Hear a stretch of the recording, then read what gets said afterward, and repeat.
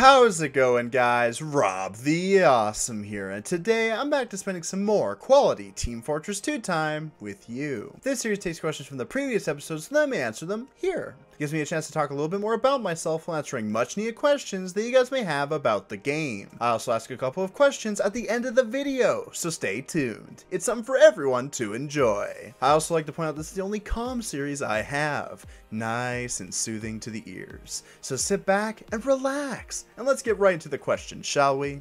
The first question of the day comes from Donuts, and he asks, when will you make a Discord server? I actually have one up right now. A link to the Discord can be found in the description below. If you haven't joined already, I suggest heading on in for fun events and constant communications. It's fun, it's free, and you get to play with me.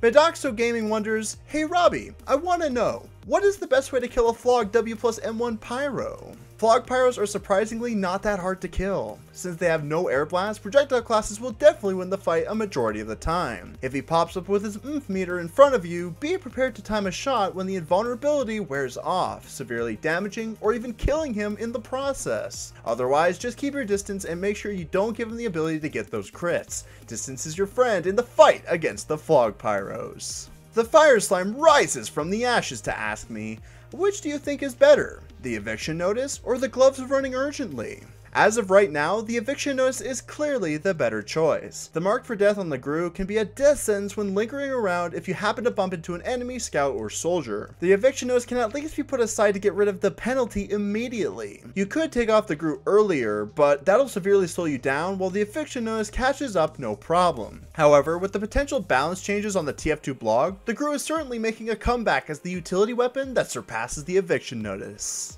Putis comes back and wonders, a friend of mine started playing TF2. What should I explain to him first about the game? Tell him that the game will take time to master and experience will give him the appreciation needed to see the amount of things you can do with every class. That this legacy game will constantly keep them coming back and enjoying every aspect no matter how long the updates take. It's a fun game to play with friends or just by yourself, with insane customization to create the character that signifies who they are to the max. Yosef Yosefov is bringing on the serious questions, saying, does the neon something crit on raining maps? Unfortunately, no. Weather effects on maps are purely cosmetic. If that were to be a thing, the Neon Annihilator would be the meta on those specific maps. The weather doesn't affect any of the weapon stats. That'd be way too situational to balance. Chub Pigman asks me, do you find it fair that the jumpers disable the ability to pick up the intelligence / pastime jack? Absolutely. The amount of mobility that Soldier and Demoman have been able to achieve is just insane in these types of game modes. TF2 is a crazy game with so much potential that is yet to be cracked wide open. Soldiers and Demos are some of the most mobile classes in the game and should be able to get a free objective in mere seconds. The Corporal wants an answer to his question, stating, as a spy, would you rather kill another spy or sap a sentry? Depends on the situation, really. If the spy is troubling the team and you have a chance to kill him, then do so. Otherwise, the sentry is something the spy should be dealing with a lot more often. Always sap sentries to help your team advance in dire situations. Genji from Overwatch needs healing and also wants to know, how does one be awesome? Just be yourself. You and anyone out there are more awesome than you might realize. People will try to knock you down, saying you aren't anything special. However, no one can mimic everything that makes you who you are. Embrace that fact and enjoy life to the fullest. That's all you really need to be awesome. Raptorx shreds his way in and asks me, what are your thoughts on a dispenser backpack for the engineer? That's interesting to say the least. We already have a cosmetic of that, so the chances of it being a weapon are pretty much non-existent. And in terms of how the weapon will work in-game, it would be too confusing to completely get balanced and overall impact the team in the long run. The Frozen Fires collide to form the ultimate question. If you were to add a game mode in TF2, what would it be? Team Deathmatch. Nice and simple. A scoreboard at the top that reaches to a limit after a certain amount of kills. I'm surprised we haven't gotten something like that yet. I think that would be awesome and help a lot of people learn the art of getting the kill. Cherry puts me on the spot wondering, if you are burning alive, would you rather be extinguished with Mad Milk, Girardi, or burned to death? I'd go with Girardi. It's 99% water after all. No harm done there, and nothing to scar me for life. It wouldn't be the worst thing I've ever been doused with. In the name of survival, sometimes you just need to get things done, no matter how much you might not like it. Martin Oberty asks, how do you come up with that beautiful cosmetic set? A random guy by the name of James donated a yellow Man of Reason, and it was one of the funniest things I've ever seen. It was just so dumb looking and obnoxious to look at that I had to make it my permanent hat. I went from there, creating the most disturbing medic to look at possible. Bright neon colors with abnormal proportions have certainly been an advantage in gameplay and a memorable mascot for the YouTube channel. You can even say it's so bad that it's good in a sense, creating the most memorable medic you'll ever see. The Raptor Kid wonders, if you had to have a fist fight with any class, which would it be? Probably the Scout. What does he have in terms of strength? He might pull a quick jab or two, but a good swing will knock him down right away. He might be too quick to hit now that I think about it. No matter, I think he'd be the easiest to pull out a victory in a fist fight.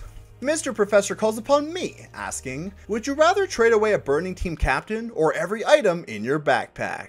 That's an easy one. I'd trade away the Burning Team captain. I was never a fan of the hat to begin with. It never suited my taste and looks generic at best. The items in my backpack signify my taste way more than a team captain ever will. Lawrence wants balance and order, but he needs some help, asking, how would you balance the reserve shooter to be usable for both soldier and pyro, while making it not too good or too bad for either class? The reserve shooter in of itself will never be completely balanced for both classes without giving one of the classes an overpowered stat. My ideal change is to give the gun the equalizer experience, splitting the weapon into two separate ones for both the soldier and the pyro. The soldier's reserve shooter would take away the weapon switch speed bonus but keep the mini crits on launched up targets, while the pyro's reserve shooter would take away the mini crits and keep the weapon switch speed, giving the overall balance everyone is looking for. Barbu gets straight to the point, saying, what is your favorite metagun reskin? Since I have a strange unusual version of it, I'll go with the Spark of Life. It has its own specific skin for the differing teams you go on with the theme of electricity. Add on the energy orb unusual effect and you got one of the most themed weapons in the game. Carl Nesbitt is curious and he asks, with Valve taking so long to release the Pyro update and this being such a large gap between updates, are you concerned about the future development of TF2 in the years to come? We'll have to wait and see. I'm not one to judge without seeing the overall results of the long-awaited Pyro update. Continue to be patient and hold out until it arrives. We'll be able to get a better idea on how the future looks when the update is in our grasp. Millergue adds on to the chaos of questions, stating, how can we get the TF2 community that left the game to come back when the next update hits? Actually, I know a lot of comp buddies of mine who are waiting on standby while they play other games. I'm sure a lot of people have those sidelined friends waiting on the Pyro update to be the best update ever, bringing them back to the game they love so much. The only thing we need is for the Pyro update to be fantastic in order to get those people back in playing. However, if it tanks, they will most likely move on permanently, seeing as their game is no longer getting the treatment that they wanted to have. CM is getting mad as he shouts, why is Valve prioritizing a card game over Team Fortress 2 and their other games? Money, money, money. It's all about the money. With Dota being one of Valve's major moneymakers, making a card game isn't as far-fetched as you might think. Card games are relatively easy to manage and easier to make than your typical FPS. This means less stress, more profits, and more ways to keep in touch with community feedback. It's business. That's just the way it works. Last but certainly not least, K-Bunny controversially asks me, the TF team goes on record saying that an update at the caliber of the Pyro update will most likely never happen again. How do you think this will influence TF2's future major updates? For starters, take any information you hear with a grain of salt. We don't know what the future holds. Talk is relatively cheap and anything can be said in the moment. It's best we focus on the now rather than speculation. The only way to spectate how the future of major updates will become is how successful the Pyro update will be. If it gets a lot of positivity and it makes the money, they won't hesitate to keep making more of these types of updates for us. However, if it flops, well, they might see that as a way to just do minor updates from here on out. This is all speculation, mind you, but it can very well happen. Let's cross our fingers and hope this next update does well for the game. A lot is riding on it and hopefully the payoff is worth the wait. And this has been some quality Team Fortress 2 time with you. But hold on just a second, you guys have been asking all the questions. It's only right that I ask them for you guys to answer for yourselves. What is under the Pyro's mask?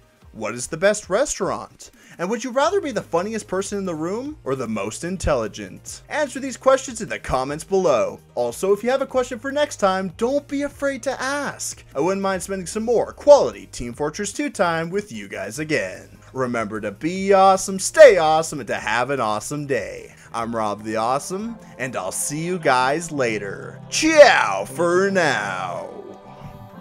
Motherfucker, I'm awesome. No, you're not, dude. Don't lie. I'm awesome. I'm driving around in my mom's ride. I'm awesome. A quarter of my life gone by, and I met all my friends online. Motherfucker, I'm awesome. I will run away from a brawl. I'm awesome. There's no voicemail, nobody calls. I'm awesome. I can't afford to buy 8 balls, and I talk to myself on my Facebook wall. You know my pants sag low.